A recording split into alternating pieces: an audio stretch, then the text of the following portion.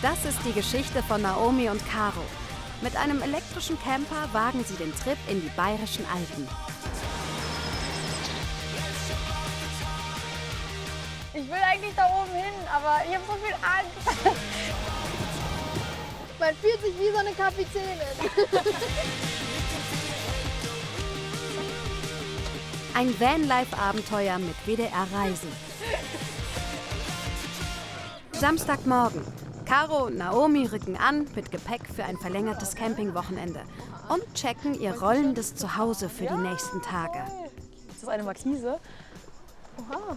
Voll gut. Oh yeah! Naomi, ich würde richtig Spaß haben. Voll cool. Oh la la. Caro ist 23 und Heilerziehungspflegerin. Naomi ist 22 Jahre und studiert. Kennengelernt haben sie sich, als beide ein freiwilliges soziales Jahr absolvierten. Das irgendwie noch alte Leute. Ich sage immer liebevoll, wir sind Soulmates.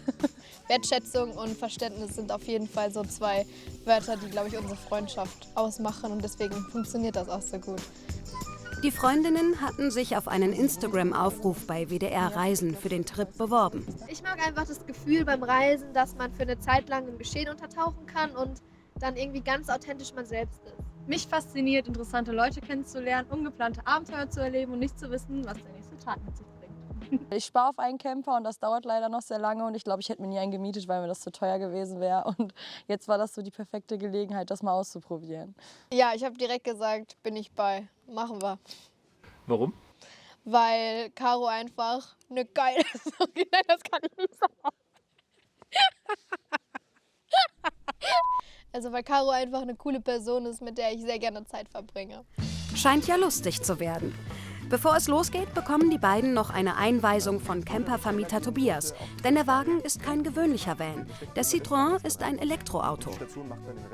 Und wie ist jetzt ungefähr die Reichweite? Also der ist jetzt vollgeladen, ne? Genau, die Reichweite hängt von eurem Fahrstil ab. Also er kommt bis zu 300 Kilometer, allerdings auf der Autobahn natürlich ein bisschen weniger. Das heißt, je schneller ihr fahrt, er fährt 140 km/h, dann ist es natürlich deutlich weniger. Ja. Aber so im Überlandverkehr sind die 300 Kilometer schon realistisch. Okay, sehr gut. Genau, aber das merkt ihr relativ schnell. Euer Fahrverhalten ist so entscheidend dafür. Das werden die beiden auf ihrer Reise noch zu spüren bekommen. Aber erstmal bestaunen sie die Ausstattung des Vans. Als E-Camper gibt es den Wagen nicht zu kaufen. Tobias' Firma Zero Campers hat ihn extra umbauen lassen. Jetzt bietet er alles, was unsere zwei Camperinnen brauchen. Also, dass wir einen Tisch haben und so ein riesen Bett, hätte ich nicht gedacht. Mega cool. Also es ist echt wie so ein kleines Apartment, ne?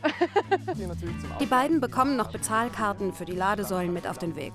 Und eine App, um die Ladepunkte auch zu finden. Wie das klappt, kann jeder mitverfolgen. Die beiden Recklinghausenerinnen berichten live auf dem WDR-Reisen-Instagram-Kanal von ihrer Tour mit dem E-Bus. Für Caro ungewohnt. E-Autos haben eine Automatik. Die 23-Jährige ist bislang nur Schaltwagen gefahren.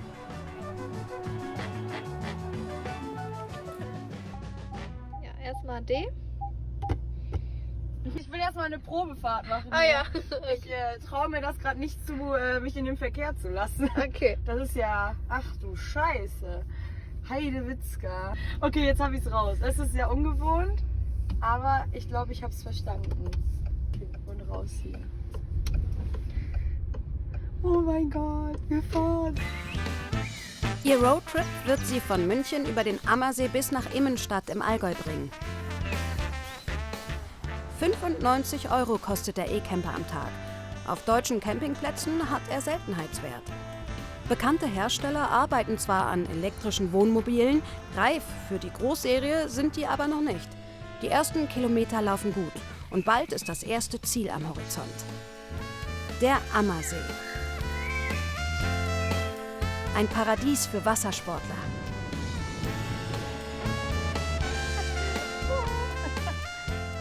Auch die beiden wollen jetzt möglichst schnell auf den See. Wir nähern uns jetzt so langsam unserem Ziel. Wir fahren jetzt nämlich zu einem Bootsverleih und dann geht's gleich auch direkt los.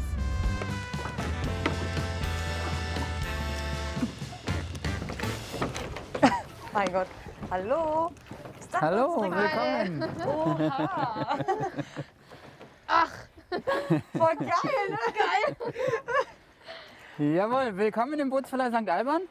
und willkommen auf dem Kaporal. Das Caporal ist ein italienisches Boot der 70er Jahre und schipperte bis vor kurzem auf dem Gardasee umher. Bootsverleiher Sebastian Ernst hat es Anfang des Jahres General überholt und mit einem Elektromotor ausgestattet. Weil die Nachfrage nach Elektro relativ groß ist. Braun werden wir auch noch in diesem Jahr. Weil Elektro ist leise und man kann gemütlich in seiner Freizeit übers Wasser gleiten. Verbrenner ist zwar schneller, aber ist laut und stinkt. Und deswegen ist Elektro gefragt. Dann wünsche ich euch eine wundervolle Zeit auf unserem italienischen Original. Bis bald.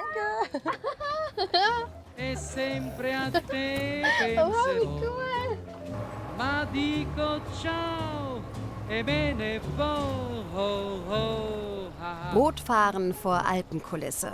Das geht eben nicht nur am Garda, sondern auch am Ammersee in Bayern. Ich fühle mich wie ein Captain oder eine Captain. Ich fahre uns irgendwo hin. Keine Ahnung. Oha, das ist so cool, ein Boot zu steuern. 84 € kostet das Elektroboot pro Stunde. Nicht ganz billig. Dafür gibt es an einem warmen Herbsttag am Ammersee keinen schöneren Platz als am Steuer eines Schiffs. Weniger exklusiv, dafür deutlich günstiger sind Ausflügler mit einem der Radmotorschiffe unterwegs, die täglich rund um den See anlegen.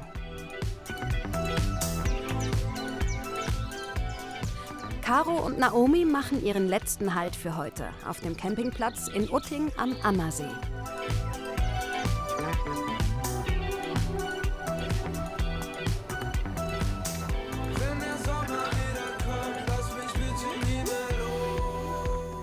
Dann lass uns mal was zu essen machen.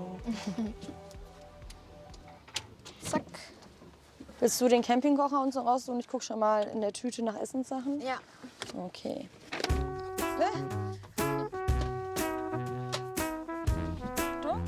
In den Ausziehschubladen ist eine komplette Campingküche untergebracht. Nur alles zusammenzusammeln ist für die zwei ein kleines Puzzlespiel. Und das auf hungrigen Magen. Es gibt Reis mit Gemüse. Caro schnibbelt das hier gerade bereit. Anfangs hatten wir unsere Probleme, weil man die Box nur nach innen öffnen kann und wir immer beides offen hatten. Aber jetzt haben wir alles raus und morgen läuft das bestimmt besser. Ja, auf jeden Fall.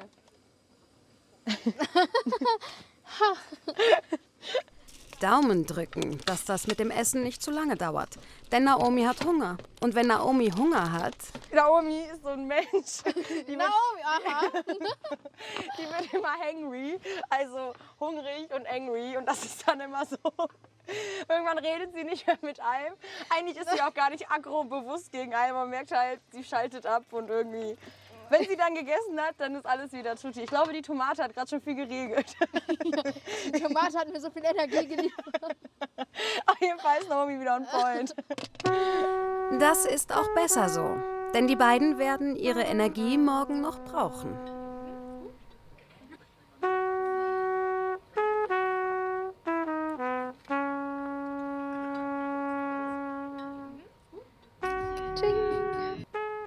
Wir wollten euch nur eine gute Nacht wünschen.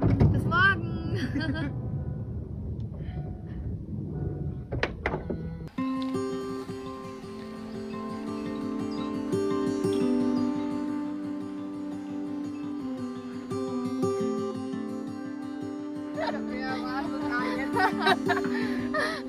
Guten Morgen.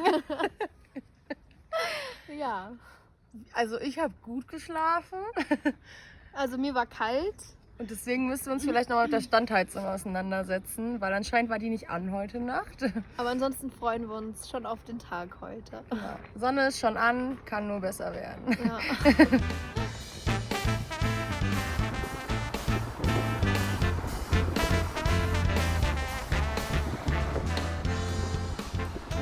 Für Caro und Naomi geht es heute ins 130 Kilometer entfernte Bad Hindelang im Oberallgäu.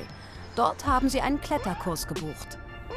Mit der angezeigten Reichweite sollte das kein Problem sein. Also hinfahren und abends laden. So haben sich die beiden das gedacht. Aber Euer Fahrverhalten ist so entscheidend dafür? nicht, dass die beiden rasen. Aber schon bei einer Geschwindigkeit von 130 km/h bricht die Reichweite schnell ein. Wir fahren jetzt zu unserer ersten Ladestation, weil wir noch 100 Kilometer fahren müssen. Unser Auto bringt uns aber nur noch 86 Kilometer weit. Und deswegen nehmen wir euch gleich mal mit zum Laden. Die nächste Ladestation mitten in der bayerischen Provinz. Wir sind jetzt an der Ladestation angekommen. Jetzt muss man erstmal die Karte, die wir dafür bekommen haben, einmal einscannen. Und dann wird hier die Steckdose geöffnet. So, laut unserem Display lädt unser Auto jetzt 4,5 Stunden. So sieht das ungefähr aus. Und jetzt müssen wir mal schauen.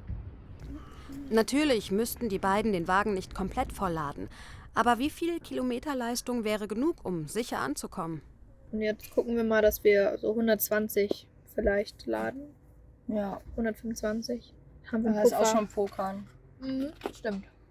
Ist nicht gut. Dann vielleicht ein bisschen mehr. Das ist der Nachteil. Man kann nicht einfach volltanken. Man ist hier gefangen. Ja. Ich glaube, das ist der Nachteil am E-Auto. Damit die zwei ihre Kletterstunde nicht verpassen, dürfen sie beim Kameramann einsteigen. Und der hat den Diesel gerade oldschool-mäßig vollgetankt. Etwas gemogelt, aber besser als den schönen Tag auf einem Parkplatz zu verbringen. Der Camper wird später wieder abgeholt.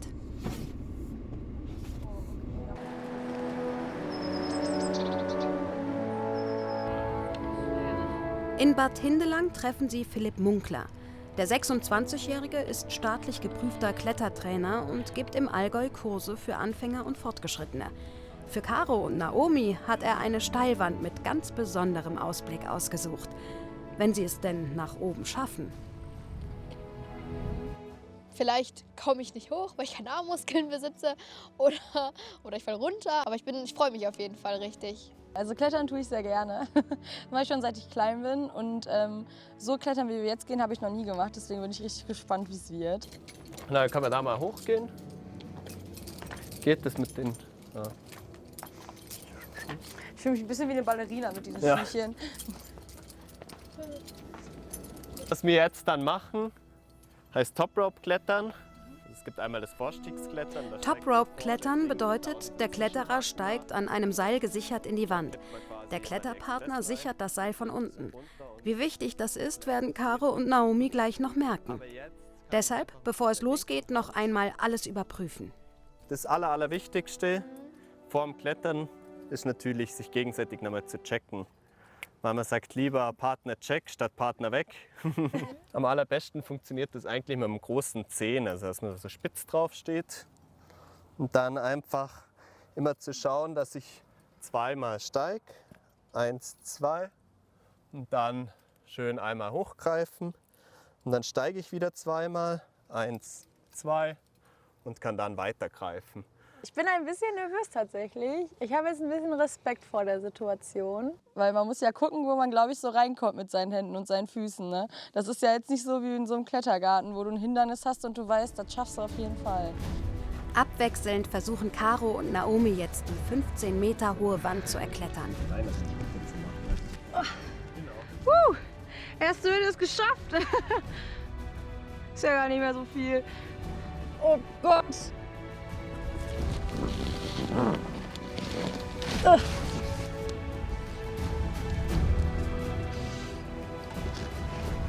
So funktioniert dann das Ablaufen. Das war jetzt sehr schnell.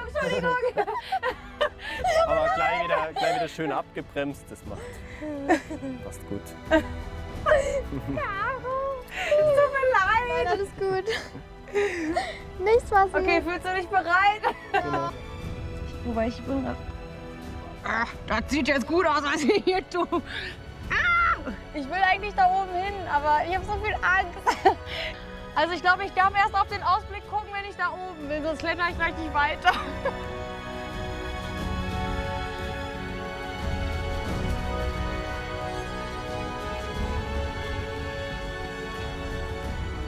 Oh Gott. Okay. Oh, ich hab's geschafft. Okay. Oh, hart. wie schön. Krass. Das ist ja richtig hoch.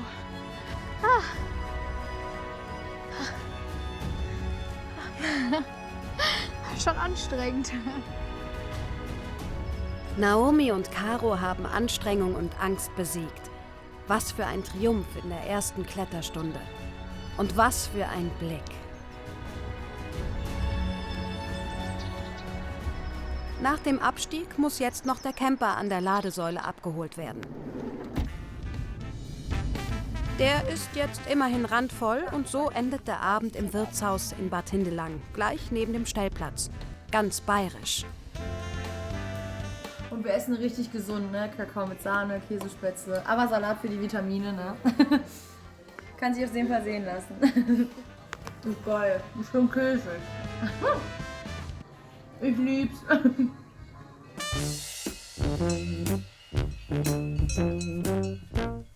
Auf einem Wohnmobilstellplatz haben Caro und Naomi über Nacht versucht, den Camper zu laden. Die Betonung liegt auf versucht, wie sie der Instagram-Community erklären. Denn auf dem Stellplatz muss man die Steckdosen erstmal freischalten. Und das macht man in diesem Kiosk am Automaten. Also die Caro zeigt euch jetzt einmal, wie wir gestern Strom gekauft haben. Genau, man musste hier auf diesem Bildschirm auf Strom kaufen drücken. Dann haben wir die Steckdose 12 gehabt. Die mussten wir auswählen. Dann mussten wir unser Kleingeld hier reinwerfen. Wir hatten leider nur 4 € gestern dabei. Und deswegen konnten wir auch nur 10% von unserem Auto aufladen. Wer elektrisch campt, sollte also immer genug Kleingeld dabei haben. Jetzt muss halt nochmal zwischengeladen werden.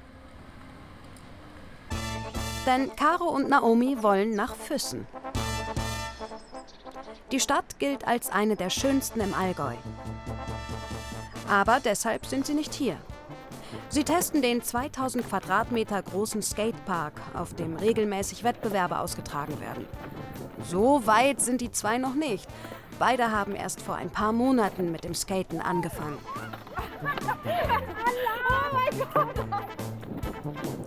Die Street Area und der Pump Track sind aber auch für Anfänger geeignet.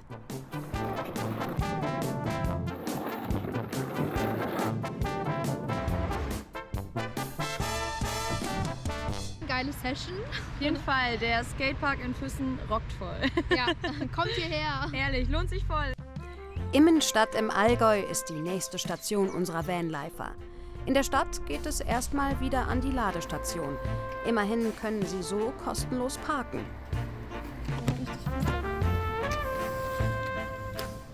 Nur gibt es ein Problem. Der Ladeanschluss ist auf der falschen Seite. Oder das Kabel ist zu kurz. Jedenfalls fehlen Millimeter, um den Stecker reinzukriegen. Denn der Mercedes hinter Ihnen hat über der Linie geparkt, um selber ans Netz zu kommen. Den Wagen drehen ist in der Einbahnstraße auch nicht erlaubt. Also wird es eng.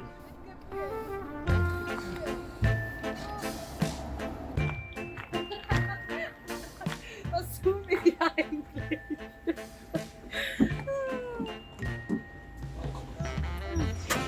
Und jetzt passt. Ehrlich! Zeit für einen Stadtbummel, bevor es zum letzten Campingplatz geht. Der liegt hier, am großen Alpsee.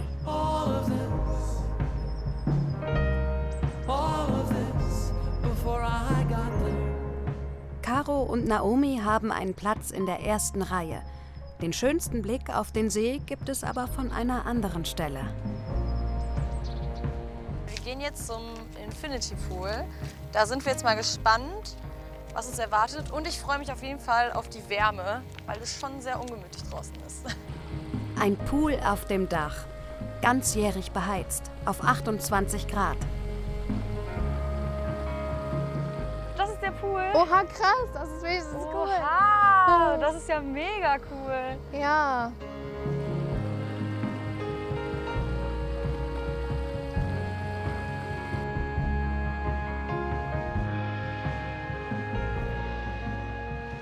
Kommt euch bestimmt bekannt vor, Posen am Pool mit Landschaft, voll der Insta-Spot hier.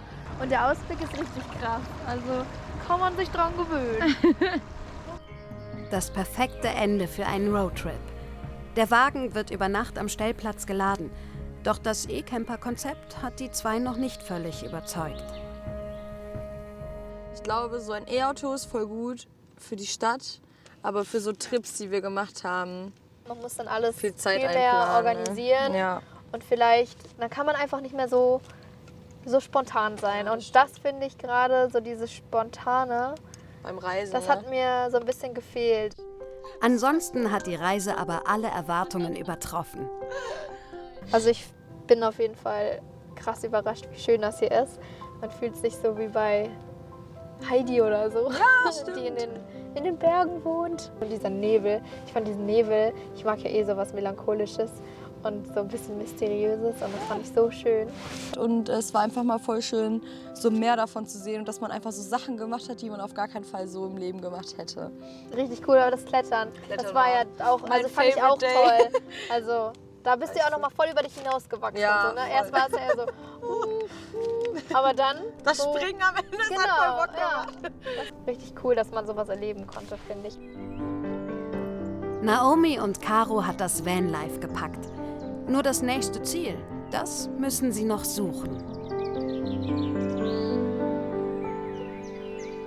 Wohnwagen, Wohnmobil oder Zelt, wie machen Sie denn eigentlich Urlaub? Schreiben Sie das doch gerne mal in die Kommentare. Und wenn Ihnen dieses Video gefallen hat, freuen wir uns natürlich über einen Daumen nach oben. Abonnieren Sie unseren WDR-Reisekanal und ganz wichtig, aktivieren Sie die Glocke. Dann verpassen Sie keines unserer Videos. Vielen Dank fürs Zuschauen.